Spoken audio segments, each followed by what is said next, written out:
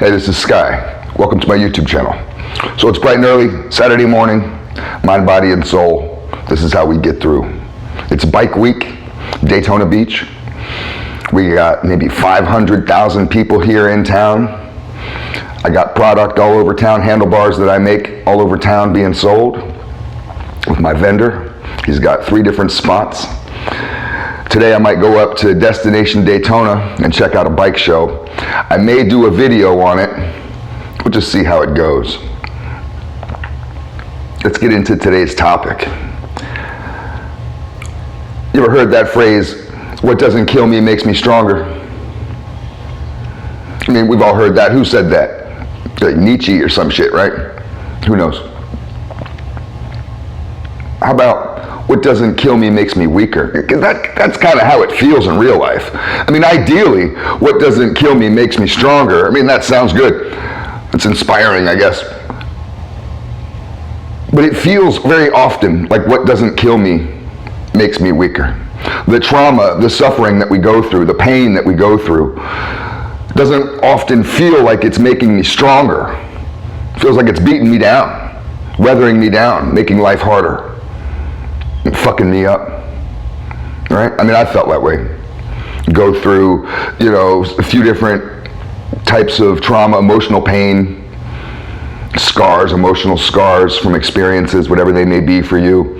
And that stays with you, that pain, that trauma, that trigger around that experience, that all stays with you for a long time unless you deal with it properly. And we'll get to that. But you get a collection of these types of traumas, which some of us have. You get lots of scars. You don't really, I haven't felt in the past, I haven't felt that it was making me stronger. I felt that it was making me weaker, that the world was trying to kill me. I felt for most of my life as a little boy all the way through adulthood until I got on this mind, body, and soul program of daily strength, daily discipline. Before that, I felt that rather weak in this world. And the world does everything it can to kill you. Everybody around does everything they can to fuck you over, to do you in. And some people survive, some people don't. Most people don't.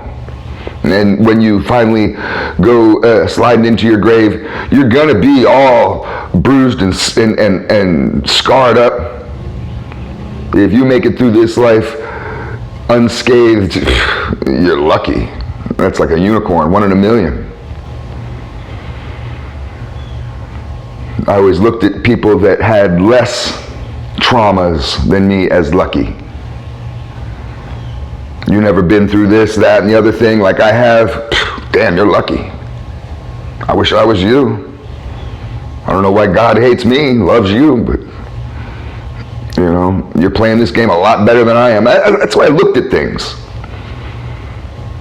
under this notion of what doesn't kill us makes us weaker.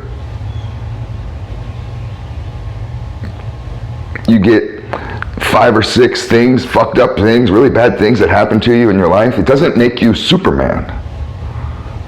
Makes you homeless, makes you a drug addict, makes you fucked up. This planet's full of fucked up people. And very few, a little minority of people that are really thriving and succeeding and having a great time with life. Go ask people around you, is this the best time to be alive? 9 out of 10 would be like, no, this place sucks, this town sucks, this world sucks. It just feels like this is the end of the world, and people are all doom and gloom. Every once in a while, you run into someone and they'll just be like, this is the golden age of humanity. And you look at them, you're just like, what kind of weird fucking world are you living in? We're all living in a world where what doesn't kill us makes us weaker. We ostracize people who go through bad things. We don't really reach out and help them, even in our own families.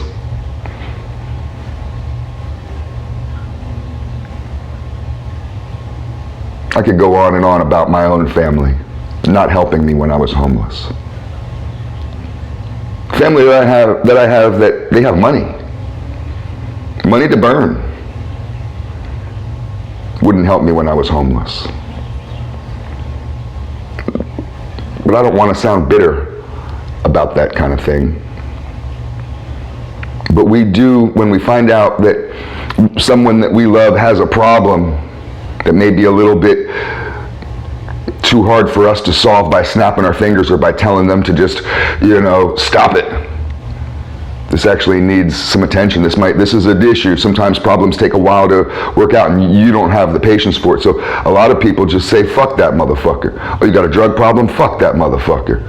I'll just separate myself from them. We kill the wounded.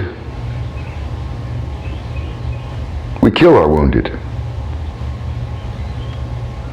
We're not really trying to heal them, to save them. So it's no wonder that what doesn't kill us makes us weak. Where's my tea?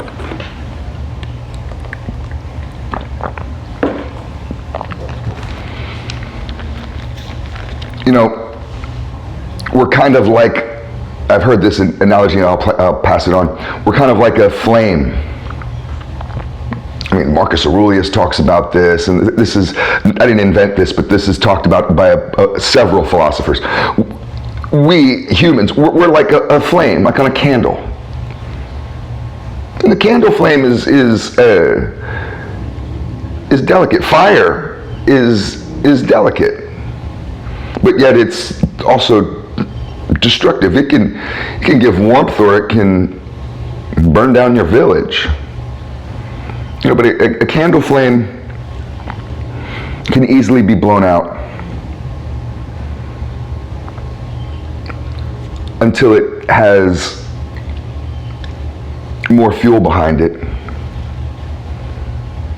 Once you're sitting around a campfire, and it starts off small. All campfires start off tiny, like a little flame. You're lighting a little piece of newspaper, getting that kindling started. My mom, she knows how to start a fire like a cave woman. She can start fires with wood without matches. My dad could never do that. My mom was a fire starter. But once we get that campfire gets going, what fuels it is blowing on it. You sit there and you fan it and you blow on it. That's like adversity, blowing it, because blowing a small flame out, blowing on a candle flame, that'll blow it right out. But a larger fire, that same violent action, because blowing out a candle flame could be aggressive, could be violent. That same violent action that's put upon that flame makes it bigger. So the more you blow on a flame, the stronger it gets. Be the fire. This is a lesson on how to be stronger. We become stronger through like a recipe, like an equation. Stronger in anything, any area of your life. It's the same. So you have to go through a certain amount of suffering in order to become stronger in anything. You have to have a certain amount of weathering. You have to have those bad times. Unfortunately, we all have to have some bad times in your life, from the time you're born to the time you die. Within that road that you travel, there has to be obstacles. Not just to create character, but to help you survive more. You need that dirt to make your immune system stronger. That's why you let kids play in the dirt. So you go through suffering. We do this at the gym. We go through the heavy weights to where we can't lift it anymore. And it's literally tearing our muscle fibers. It's a self-induced suffering, but we'd have to go through that suffering. But that's not enough. Just the suffering alone isn't what makes you stronger. I wish it was, but it's not. Because we learn this in the gym. I don't care how much you work out. If you don't go through nutrition, if you don't follow up your workout with proper nutrition, the workout's useless, really. You get to kind of get in shape, but you won't really get in shape. You have to have the nutrition. The nutrition is for repair, for healing. The nutrition is what heals you after that suffering. So what follows suffering is healing and rest. Rest is important. We learn this in the gym. You can't overtrain. You have to give yourself rest to heal, to get over that suffering. But once you're rested up, it's not done. You can't just suffer once and say, well, that's it. I go to the gym once. I lifted some heavy weights. I got really sore. That's good, right? No, you got to go again. It's frequency.